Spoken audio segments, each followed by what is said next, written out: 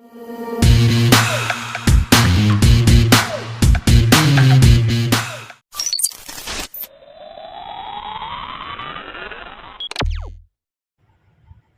Friends, எல்லோரும் எப்படி இருக்கீங்க? நல்லா இருக்கீங்களா?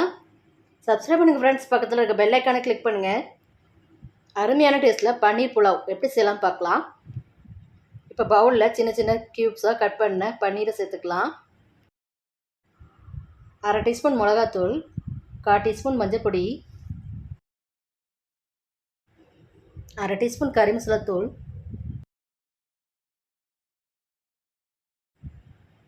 தேவையான அளவு உப்பு சேர்த்துக்கலாம். இப்போ பன்னீரோட 1 ஸ்பூன் ஆயிலும் சேர்த்து நல்லா மிக்ஸ் பண்ணி கொடுத்துக்கலாம்.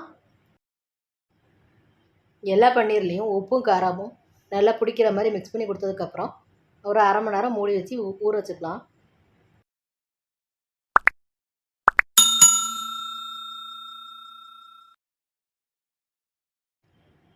அடுத்ததாக புலாவ் செய்வதற்காக ஒரு குக்கர் எடுத்து வச்சுட்டு அதில் 2 ஸ்பூன் ஆயில் சேர்த்துக்கலாம்.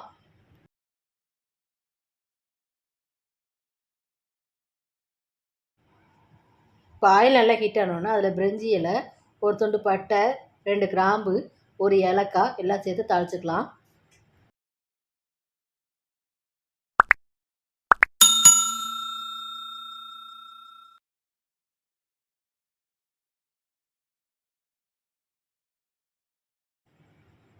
இப்போது நீல வாக்கில் கட் பண்ணி எடுத்த வெங்காயத்தை சேர்த்து வதக்கிக்கலாம்.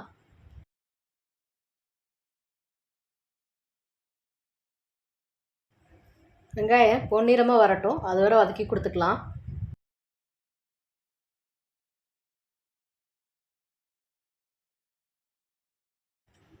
இப்போ வெங்காயம் வதங்கி வந்துருச்சு. அது கூட 2 பச்சை மிளகாவை கீரி சேர்த்து வதக்கிக்கலாம்.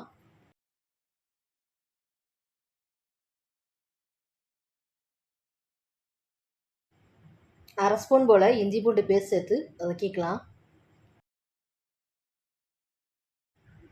இஞ்சி பூண்டோட பச்சை வாசனை போன பிறகு கூடவே பொடியாக கட் பண்ண தக்காளி சேர்த்து வதக்கிக்கலாம்.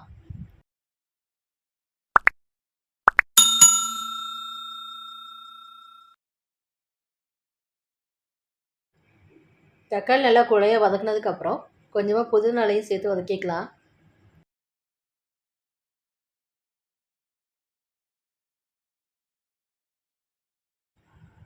இப்போ நம்ம 20 நிமிஷம் போல் ஊற வச்ச அரிசியை வெங்காயம் தக்காளி கூட சேர்த்து கலந்து கொடுத்துக்கலாம். ஊற வச்சு எடுத்த அரிசியை வெங்காய தக்காளி கூட இப்படி கலந்து கொடுக்கும்போது நமக்கு அரிசி ஒன்றோட ஒன்று சேராமல் உதிரியாக கிடைக்கும். இப்போ அரிசி வேகிற அளவுக்கு தேவையான அளவு தண்ணி சேர்த்துக்கலாம்.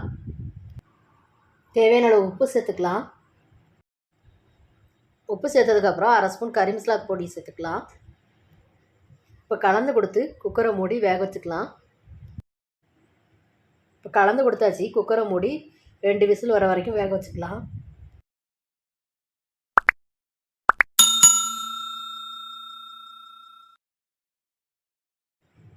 இப்போ நம்ம ஊற வச்சு எடுத்த பன்னீரை பொரிச்சுக்கலாம். அதுக்காக பேனில் 2 ஸ்பூன் போல் ஆயில் சேர்த்துக்கலாம். ஆயில் நல்லா ஹீட்டாகி வந்துருச்சு. இப்போ ஊற வச்ச பன்னீரை ஒன்று ஒன்றா சேர்த்துக்கலாம். ஊற வச்ச பன்னீரை எல்லாத்தையும் சேர்த்து நம்ம பொரிச்சு எடுத்துக்கலாம். ஈவனாக 2 பக்கமும் பொரியிற மாதிரி நம்ம திருப்பி கொடுத்துக்கலாம்.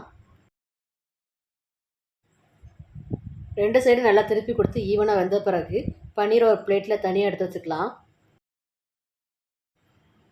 இப்போ நம்ம பொரிச்சு எடுத்த பன்னீரை வேக வச்சு எடுத்த புலாவ் கூட சேர்த்து கிளறி கொடுத்துக்கலாம். அருமையான டேஸ்ட்டில் இப்போ நமக்கு பன்னீர் புலாவ் ரெடி ஆயிடுச்சு.